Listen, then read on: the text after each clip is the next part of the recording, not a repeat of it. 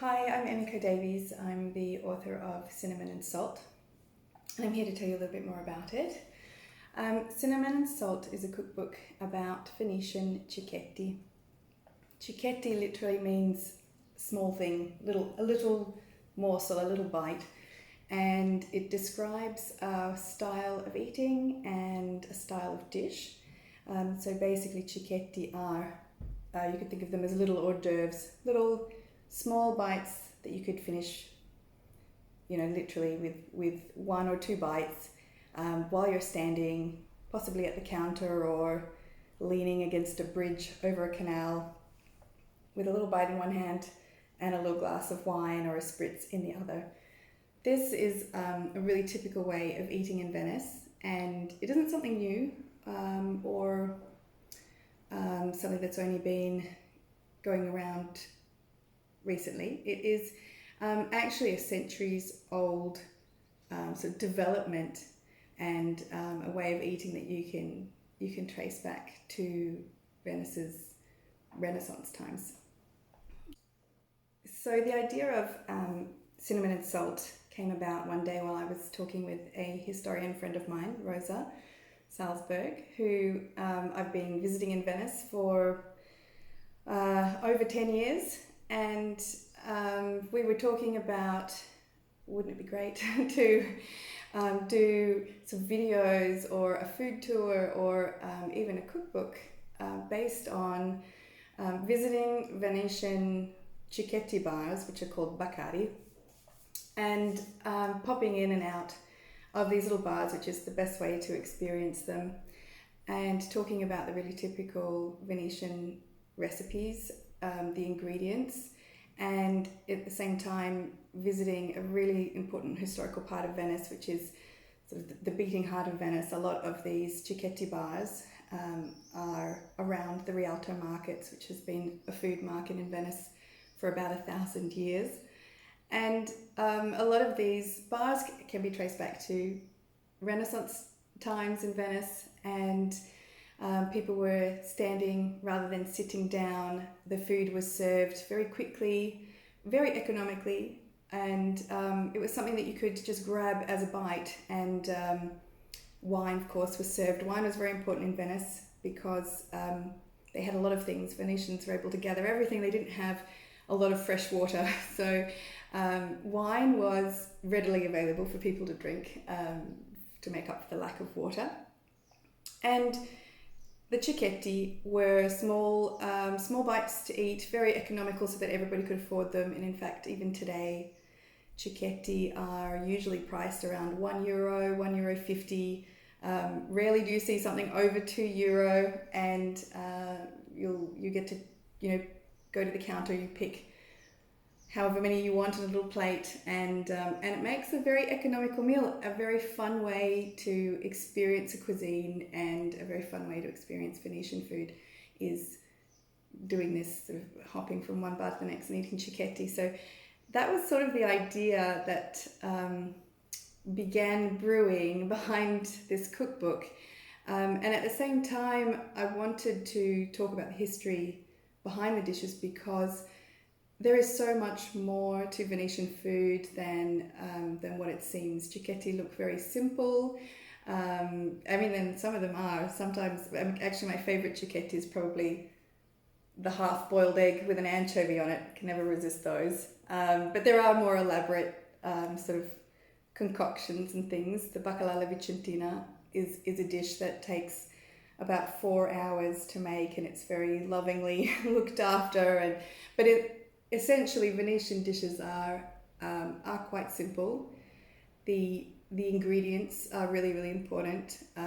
It's a mixture of ingredients that come directly from the lagoon itself, things like the soft-shell crabs or the skyr, which are whole, tiny prawns, tiny shrimp, and those are both usually fried.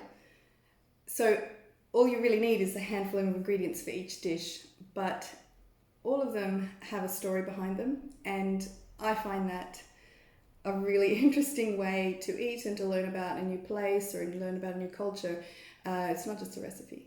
It's never just a recipe, especially in Venice. And so the idea was to write a book that also talked about the history of Venice through this type of food. And I think this is important because Venice is a very fragile city, as everybody knows. Everybody's sort of watching Venice when it gets to the autumn and the high waters start flooding the piazzas and the streets and the canals. It's a really fragile ecosystem, and it's almost, I want to say, like a mythical city.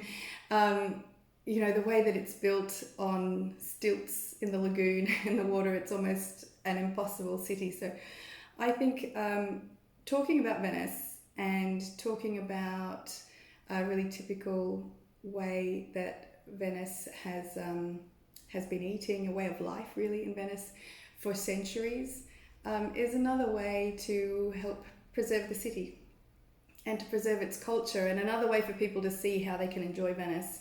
I think people are really surprised when they visit Venice for a couple of things. They're surprised that there's no traffic. That is something that people who have never been to Venice before don't realise. The streets are very narrow, there's canals, there's absolutely no traffic in Venice except for foot traffic and boats if you're going to count the canals. And they also are surprised by how expensive it is to eat in Venice. Well, it's not actually expensive if you eat Cicchetti. So has been my favourite way to eat when I go to Venice since I was an art student. Visiting Venice, I would just hop from one place to the next, trying all the different Cicchetti, and it is a really joyful way to eat and a really joyful way to discover the city. You're on foot and you can pop in and out, you can just try one thing or you can try 10, you can go to the next place and do the same thing. It's a really great pastime. And the other thing is that recreating these dishes at home is another way of travelling, and I think that the pandemic has really made this very, very clear to a lot of people who haven't been able to travel the last 15 months. Food is one of the best ways to transport yourself, and cooking the food in an authentic way, trying to get those ingredients and trying to do it the way that you would be able to have them when you're in Venice. Make yourself a spritz and make yourself a few Cicchetti, and as soon as you take that bite you could be instantly transported to a little bridge, a little canal, a little corner of Venice. And so that is something that I was hoping to transmit through this book, through the photographs, through the food, through the stories, and also talking about the history behind all of the dishes. Some of these dishes are ancient. Some of them come from very far away places that you would never think belong in Italy. But that's another really fascinating thing about Venice, and that's something else that I wanted to show in the book, that Venetian cuisine is so different from the rest of Italian food, the rest of what people think of as Italian food. It is very, very unique, and it's because of these layers of history, the layers of multicultures in Venice over this history. And I think that is also very relevant today. The world is becoming a more multicultural place. People are borrowing ideas and ingredients from all over the place. That was Venice about 500 years ago. And these dishes that we're making now in this book are a culmination of those things. So that's a little introduction about the book for you. I shot the book here in my kitchen during lockdown. It was our fourth lockdown, I've lost count. And I did all of the shots here in my home kitchen with my family around and helping me. I did also send out a lot of the recipes to recipe testers around the world. I have about 20 recipe testers all over the place. And I wanted to read you something that a recipe tester, Jill in Massachusetts, wrote to me. She's tested recipes for all of my books and she's fantastic. She wrote back to me, "I truly love the beautiful simplicity of these recipes that you're creating and the thoughtfulness behind taking one ingredient and improving the quality of the main ingredient with minimal accompaniments.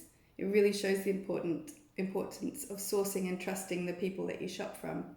It makes me so happy to return to that style of cooking, and I hope to make all of these dishes again for my friends and family very soon."